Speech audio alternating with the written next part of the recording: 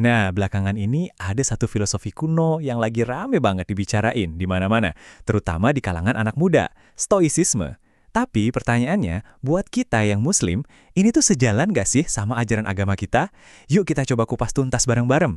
Coba deh, pernah nggak ngerasa kayak, aduh capek banget sama hidup. Tiap hari kan kita diserbu sama info di medsos, berita bohong, debat-debat nggak penting, belum lagi macet di jalan, kerjaan numpuk. Gampang banget kan emosi kita jadi kesulut. Yang unik, nih, buat ngadepin semua masalah yang super modern ini, banyak orang malah lari ke solusi yang umurnya udah ribuan tahun. Keren kan? Sebuah filosofi dari zaman Yunani dan Romawi kuno. Oke, pertama-tama kita coba cari tahu dulu kenapa sih filosofi ini kok bisa tiba-tiba ngetren banget, apalagi di Indonesia. Jadi gini, boomingnya itu kerasa banget di kalangan Gen Z. Pemicu utamanya buku Filosofi Trust karya Henry Manampiring yang viral itu. Dari situ, para influencer di media sosial juga ikut ngeramein. Mereka sering banget ngebahas stoicisme ini sebagai, katakanlah, alat buat jaga kesehatan mental atau buat ngadepin yang namanya quarter life crisis. Kedengerannya solutif banget kan? Oke, sekarang kita udah tahu kenapa ini populer. Tapi, stoicisme itu sebenarnya apaan sih?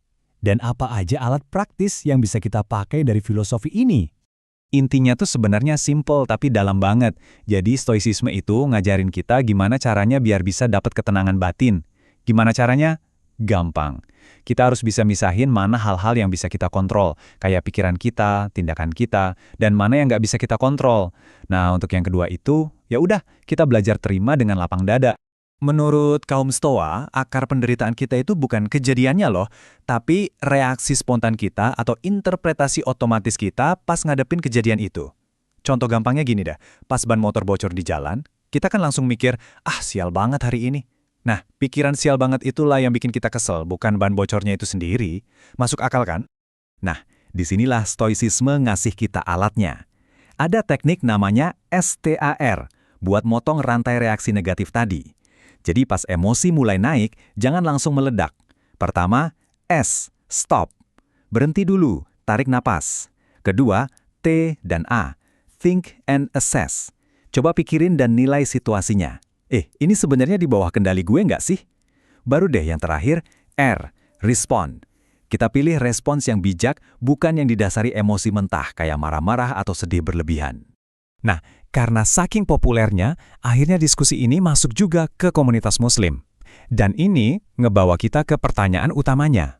Jadi intinya di sini, kan ada nih beberapa influencer muslim yang juga ikut mempromosikan ide-ide stoicisme. Pertanyaannya jadi makin relevan. Apakah teknik-teknik yang kedengarannya bermanfaat ini, filosofi di baliknya itu beneran cocok dan selaras sama pandangan hidup seorang muslim? Oke, buat ngejawab itu, kita mulai dari sisi yang kelihatannya sejalan dulu, ya. Ada beberapa titik di mana kedua pandangan ini tuh kayaknya nyambung banget. Coba lihat ini. Konsep utama stoicisme itu kan dikotomi kendali. Fokus sama yang bisa kita kontrol, terima yang nggak bisa. Ini kan mirip banget ya sama konsep qada dan qadar dalam Islam. Sama-sama ngajarin kita buat fokus ikhtiar semaksimal mungkin, tapi soal hasil akhir, ya kita pasrahkan dan terima ketetapan Allah. Itulah yang kita kenal sebagai tawakal. Sama juga soal tujuan buat mencapai ketenangan batin. Kalau di stoicisme namanya apatheia. Nah, di Islam kita kan juga punya konsep sabar, tabah pas diuji, dan zuhud, yaitu sikap hati yang nggak terlalu nempel sama dunia. Ujung-ujungnya kan sama, mengarah ke pengendalian diri dan karakter yang lebih baik. Eits, tapi jangan berhenti di situ. Di balik kemiripan-kemiripan praktis tadi, ternyata ada perbedaan yang fundamental banget di level filosofisnya. Nah, sekarang kita gali lebih dalam lagi. Nah, disinilah letak perbedaan yang paling krusial. Kalau kita lihat sumber kebenarannya, stoicisme itu patokannya akal manusia, atau mereka sebut logos. Sementara Islam, jelas sumbernya adalah wahyu dari Allah, yaitu Al-Quran dan Sunnah. Tujuannya juga beda banget. Stoicisme itu nyari ketenangan batin buat diri sendiri. Kalau Muslim, tujuan hidupnya ya ibadah, nyari ridho Allah. Cara mandang musibah aja udah beda. Buat Stoik, itu tantangan buat akal. Buat Muslim, itu ujian keimanan dari Allah. Dan ada satu lagi konsep dalam Islam yang jadi pembeda paling tajam. Konsep ini bukan soal pasrah nerima keadaan, tapi justru sebaliknya, menuntut kita buat bertindak aktif. Apa itu? Namanya amar ma'ruf nahi mungkar. Nah, di sini perbedaannya kelihatan jelas banget. Kalau stoicisme ngajarin kita buat nerima aja kejadian di luar diri kita, karena itu di luar kendali, Islam, lewat prinsip amar ma'ruf nahi munkar, justru mewajibkan kita buat nggak diam aja kalau lihat ada kemungkaran atau ketidakadilan. Ada perintah jelas untuk mengubahnya.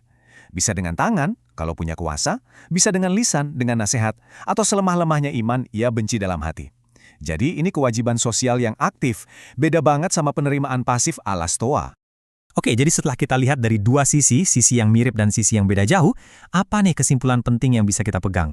Kesimpulannya begini, penting banget buat kita bisa bedain antara mengadopsi teknik sama mengadopsi sebuah world view atau pandangan hidup.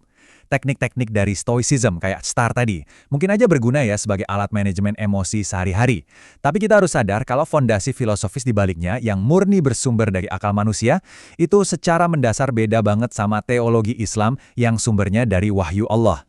Ini sejalan sama yang ditekankan oleh salah satu sumber kita. Kurang lebih pesannya, sebagai seorang muslim, thaqafah atau bisa dibilang budaya, filsafat, dan prinsip hidup kita, yang utama itu ya harusnya dari Islam itu sendiri. Jadi kalau ngambil filosofi lain buat dijadiin fondasi hidup, itu dianggap kurang tepat. Pada akhirnya, semua pembahasan ini ninggalin kita dengan satu pertanyaan penting buat kita renungin masing-masing. Di dunia yang informasinya serba terbuka kayak sekarang, di mana kita bisa nemu banyak ide dari berbagai sumber, gimana caranya kita bisa bijak, meminjam alat-alat praktis yang berguna, tanpa harus mengorbankan keyakinan fundamental yang jadi pegangan utama hidup kita. Nah, itu yang perlu kita pikirkan.